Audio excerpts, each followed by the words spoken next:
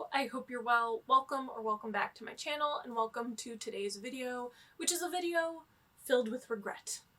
This is the video where I'm talking about the 10 books that I wished I had gotten a chance to read in 2021. One of the things that is both wonderful and also devastating about being a bookworm, a bibliophile, an avid reader, whatever term you use to describe it, is that there are infinite numbers of books out there for you to read and fall in love with. But there's also an infinite number of books that you can't possibly read within your lifetime. And this has been a very, very good reading year for me as far as the quantity of books and the quality of those books. But there are still plenty that I have not been able to read, haven't been able to get to for whatever reason. So the ones that I'm most upset about having not read yet are the ones that I'm going to talk about today. I feel like the majority of these books have appeared at least once on my channel, whether they were in TBRs, hauls, or as anticipated releases, that sort of thing. So I apologize if I'm a little redundant, but hopefully you enjoy this video. So why don't we dive right in. So I'm just gonna hope that the leaf blowing that is happening somewhere outside isn't being picked up by this camera. Hopefully you can't hear it. I'm gonna start off by talking about the few nonfiction titles, so I'll put a timestamp in the event that you're not interested in reading nonfiction, so you can skip right ahead to the fiction. As I said, it's just a few titles, so it won't take long at all. The first book, though, is The Woman They Could Not Silence by Kate Moore. Now, this is an anticipated release for me. I read The Radium Girls last year. It was one of my favorite books of 2020. I also realized that I was very, very late to the party in reading that book. However, it filled me with the sort of rage that you can do things with, because it's raging against injustice, and so you're motivated to make changes. But it was a fabulous book that made me really appreciate the history and the research behind it, but also made me feel very attached to the historical figures that were being discussed and to really have a lot of sympathy for their plight. But this is Kate Moore's second book, The Woman They Could Not Silence, and this is one that has been on my radar basically since I read The Radium Girls, because I am a Kate Moore stan at this point. But this one in particular is about this woman who is put into an asylum by her husband, not because she has any mental illness or anything of the sort, basically just to get her out of the way. And when she's in the asylum, she realizes that she's not the only lucid or untroubled woman in the institution. There are other women like her that do not have any sort of mental illness that would warrant their being put away. And this is something that is so fascinating to me as someone who wrote about sort of madness and insanity as a Victorian sort of device in literature, but then also studied it from a cultural and historical aspect because of my own thesis. This is so up my alley. I had an entire chapter of my thesis that was really on madness in women in books. So this really, really appeals to me, and the thing is that the people that I know who have read it so far have really enjoyed it.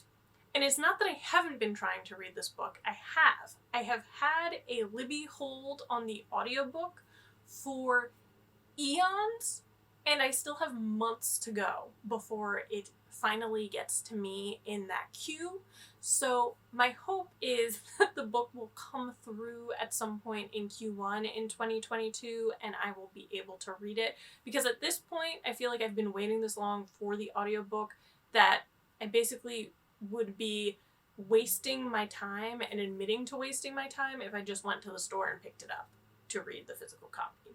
So I'm gonna be a little patient, not my strong suit, but yes, this is one that I'm very, regretful of having not read this year. Then onward to The Diaries of Sophia Tolstoy by Sophia Tolstoy and translated by Kathy Porter. This book has been sitting by my nightstand all year. I did start to read it, which is why I have that little flag, but I did not get very far. I think I read maybe 20 pages, and then I realized that I do have a biography of Sophia Tolstoy that I feel like I should read at the same time as I am reading her own diaries. So then I stopped. But then I didn't get around to reading the biography or the diary, and so now it's just me sitting here very upset about the fact that there isn't enough time in a day to read all the books that I want to read. But Tolstoy, Leo Tolstoy, I talk about on this channel constantly because I am obsessed with Anna Karenina, but I am also quite interested in his wife, Sophia Tolstoy, because she played such a pivotal role in his writing and legacy, and she's just this like historical figure that I need to know more about. So I've read some about her already. I read Alexandra Popov's The Wives, which is this book that looks at the wives of Russian literary giants and their impacts on their husbands' careers and legacies and all of that. And she's an individual who I just come to have this weird sort of obsession with, having not read the diaries or a full biography by her. But I do want to get to this, and as I said, I do think that this is something that I want to pair with the biography. But it is quite large and expansive, and so I just haven't had the time to do it, considering the other massive books that I have read this year. Like, I read a lot of tomes, and they take up a lot of time, so that's the reason I haven't gotten to this one. But I definitely want to prioritize this in 2022.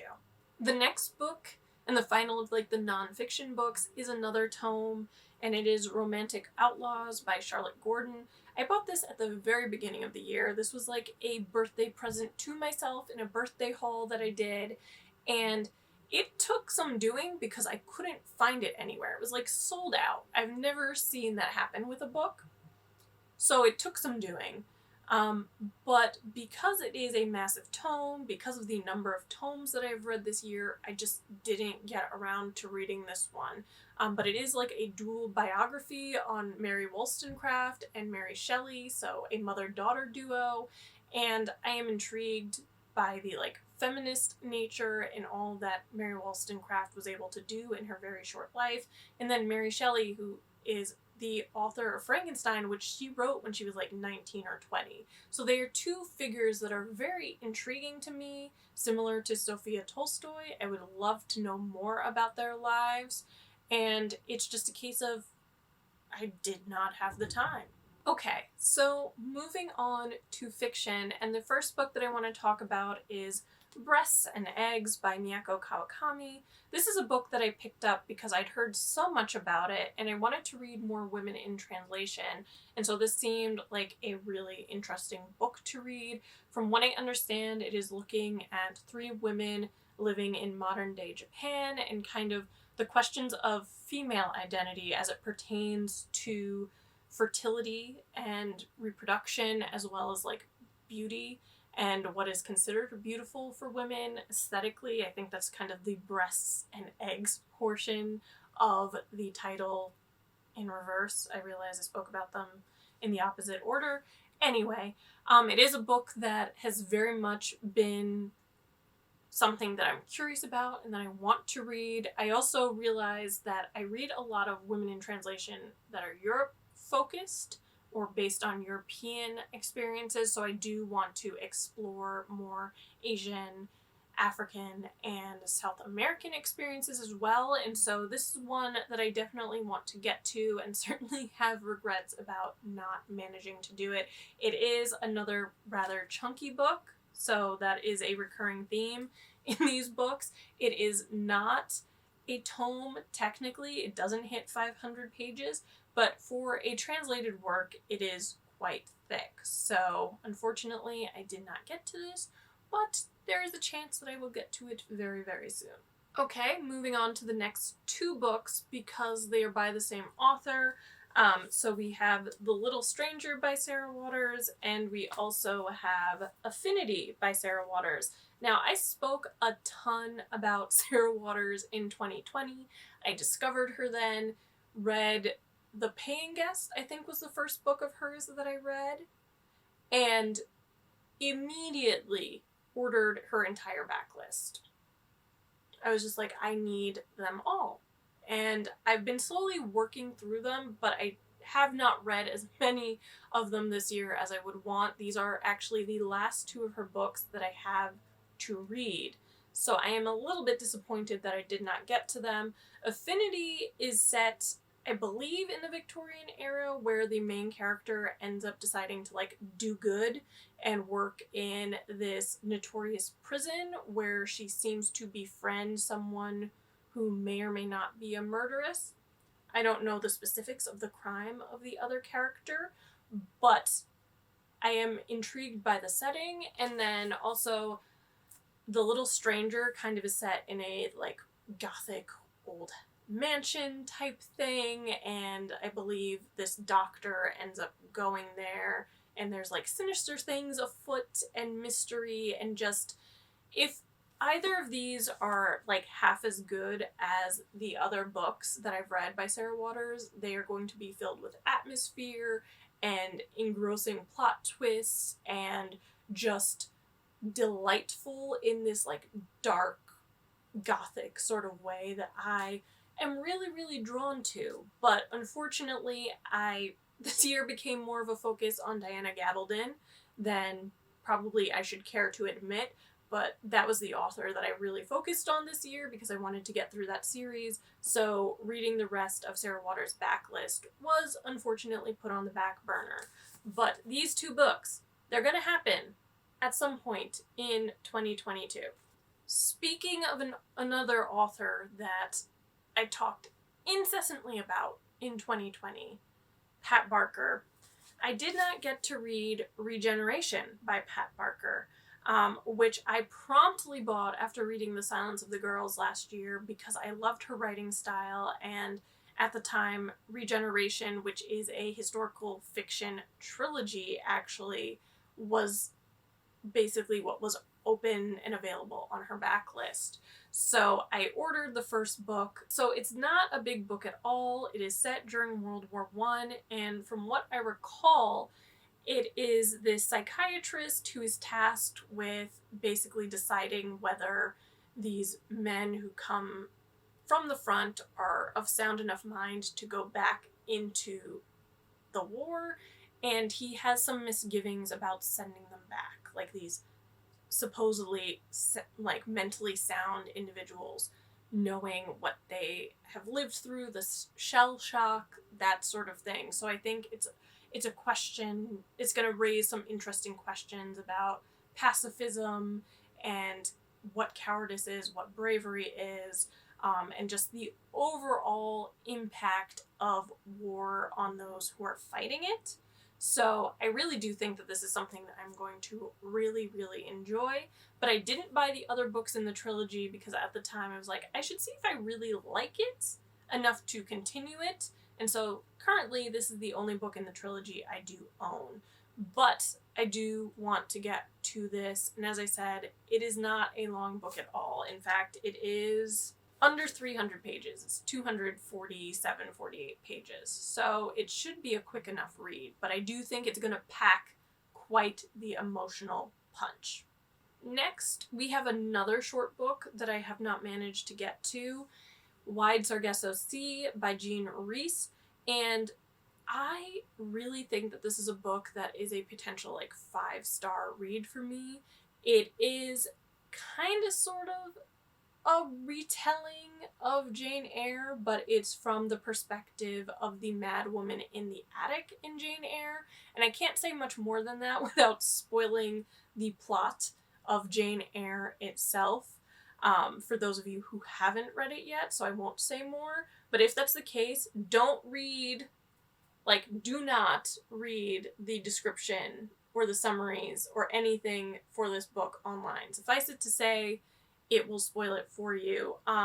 But this is another book that I've heard so many good things about, and it's been on a number of TBRs, I believe, unless I'm completely imagining that, but I just haven't had the chance to read it. I also think this is probably a book that could be considered a modern classic, potentially, but I'm very interested to see how this book addresses some of the colonialism that is in Jane Eyre that only in recent years has really been brought to like bear with the literary criticism and literary analysis and that sort of thing. So this does feel like it might be a little ahead of its time considering when it was written, and I am here for it. So eventually I will get to this book. Maybe in 2022. You never know.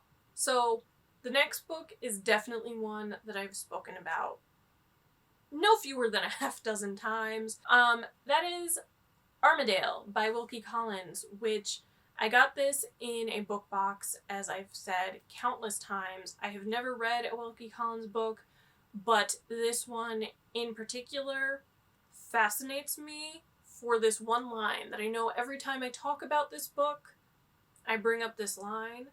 But this is about Lydia, a flame-haired temptress, bigamist, laudanum addict, and husband poisoner. She seems like quite the individual, and I am very, very curious about all of it. Like, how does she earn this description? Like, I want to know more about Lydia, for sure. But once again, recurring theme of this video, it is not a small book. It is, in fact, 677 pages. So it is definitely a tome. It is a classic. I feel like I had made designs, effectively, to read this for Victober, and then Victober just didn't happen for me this year because I actually took off the month of October because of things going on. Travel for work and travel for an actual vacation, my first real one since COVID. So that didn't happen, so this book ended up not getting read. But I am very, very intrigued, and I feel like I could potentially hold it to next October, but then again, I don't know if I have the willpower to let nearly another year lapse before I read this book, because so curious about so many things here. So, yes. And the last book is The Lost Queen by Signa Pike, and Katie from over at Katie Reads and Rants read this and was like, Brittany, you need to read it. And I think she might have read the second book as well, or at least she owns the second book. She's spoken nothing but high praises about this book. But what really drew me to this book originally, because I think I actually bought it before she did, was that it was described as the Mists of Avalon for a new generation. And the Mists of Avalon is one of my favorite books of all time. Unfortunately, the author is quite problematic, so I have very mixed feelings about how much of like an impact and an impression that book has had on me, because it is a book that I have reread a couple of times, and like it just is. But as I said, it is one of these authors that is very problematic. She is deceased at this point, but as I said, still have mixed feelings. But I am still chasing the sort of feelings that I had for that particular book just as a book and its characters. So this is the story of the sister of the man who becomes Merlin in Arthurian legend. And Arthurian legend is just so interesting to me. As I said, I've read The Mists of Avalon, but I also had the Guinevere trilogy that was very well loved that I finally unhauled this year. And so there's a lot of appeal here. I just, once again, did not get to it because it is not a small book. Yet again, it is 527 pages, so it is just a little over what you would consider a tome. But based on what Katie said about it, it sounds like it's going to be one hell of a good time, and so I do want to get to it. As I mentioned, book 2 is already out, and I don't know when book 3 is supposed to come out. I would assume more 2023 than 2022, but you never know. You never know. So, yes, I do need to read this, as I do all of the books that I just talked about, and all of the unread books that are on my 2 bookshelves. So yeah. Those are the books that I most regret having not had the chance to read in 2021. My hope is that you will see most, if not all of them, on this channel once again in 2022, and then I will have the chance to read them. But if not then sometime in the near future. But in any case, I do hope you enjoyed this video, and if you did, be sure to give it a thumbs up, comment, and subscribe, because all those things help this little channel grow, and it means the world to me. But also, in the comments, let me know if there are any books that you regret having not read this year. But thank you so much for watching, and I will see you next time. Bye!